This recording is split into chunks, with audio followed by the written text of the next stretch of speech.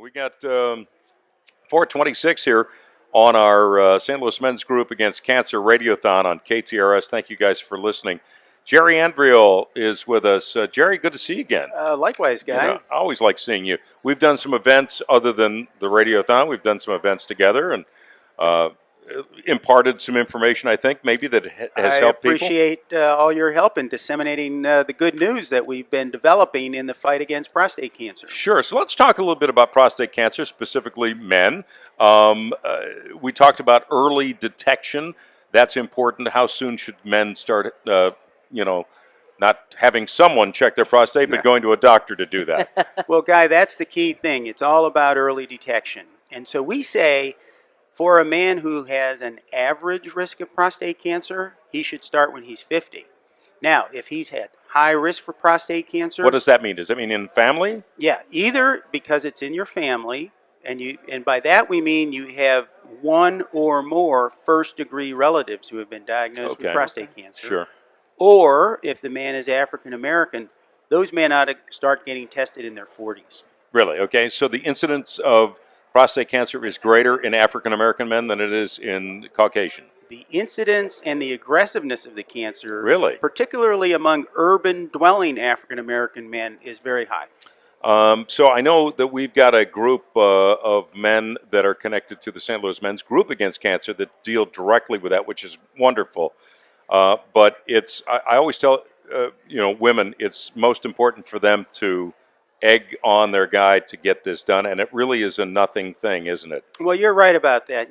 Most of our healthcare decisions are made by the women in our lives, whether it's our mother or our wife or whatever along the way. And men are very lackadaisical about going to the doctor. Sure. The examination isn't as bad as most comedians make it out to be. Yeah. And over and above the examination, we have new tools that are really good. And I got to give a shout out to the St. Louis Men's Group Against Cancer because we've been fortunate at Washington University. They have funded our research for at least a decade.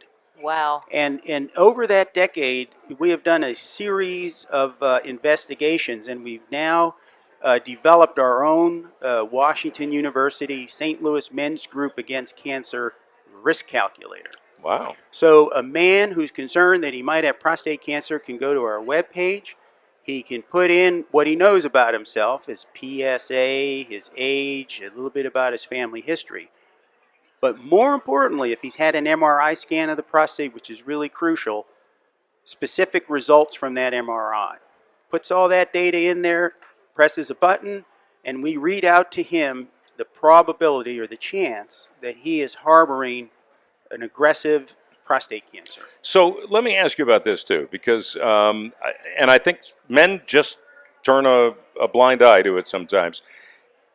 There really aren't a lot of symptoms involved, are there? If a man waits until he has symptoms, yeah, probably too late in the game to cure him. Wow. We can do a lot for him. Yes. But we cannot cure him. And that's why it's all about early detection. You're feeling good, have your PSA test, go visit your doctor, and if either the examination or the PSA test is abnormal, get yourself an MRI. Dr. Jerry Andriol is with us from Washington University. Any new movement on prostate cancers? There's a lot of good things going on, both at the front end and the back end. So, for example, on the front end, let's say you're a youngish man and your dad and your uncle both had prostate cancer.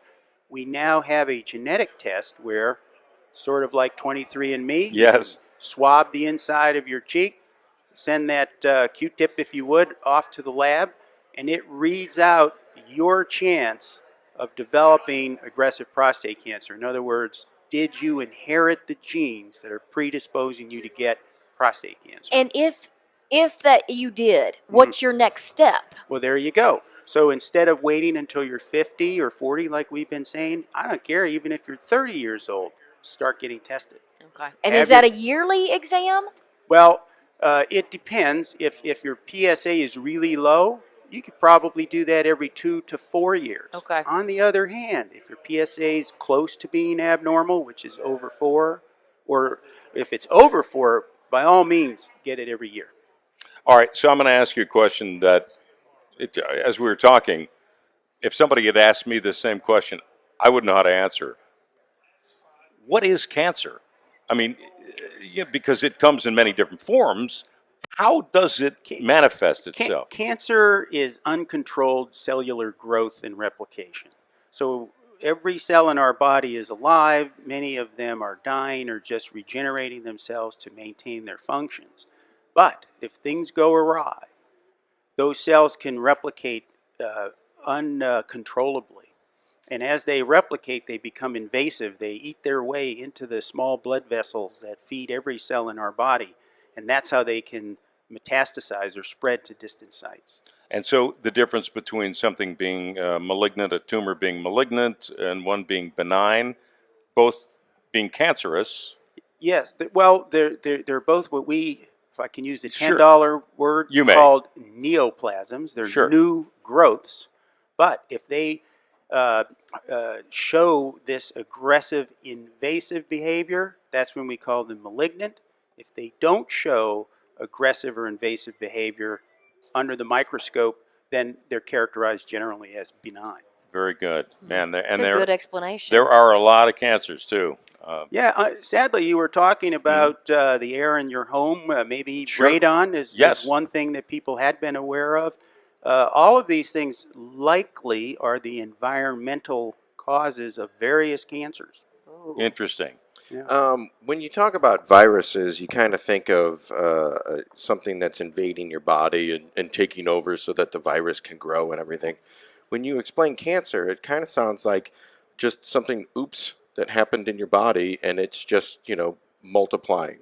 Yeah, It doesn't have a mind of its own. It's just somebody flipped the wrong switch, and now the wrong cells are growing instead of the right ones. Well, some of the things that happen if you're exposed to too much ultraviolet light, that can cause DNA damage. DNA is the genetic molecule. Sure.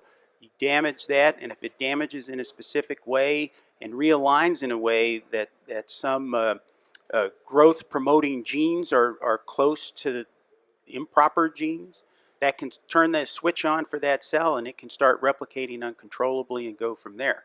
Now, when we're young, when we're strong, when we're in good shape, by and large, our immune systems knock off all of these cells just in the very early phases, and we don't even know about them. But you get old, you're under stress, you're taking medication that suppresses your immune system, or you're constantly exposed to carcinogenic things that cause cancer, it beats your immune system.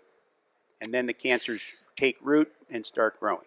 Peanut M&Ms screw up the DNA? No, they're very good, especially the blue ones. Gotta love the blue ones.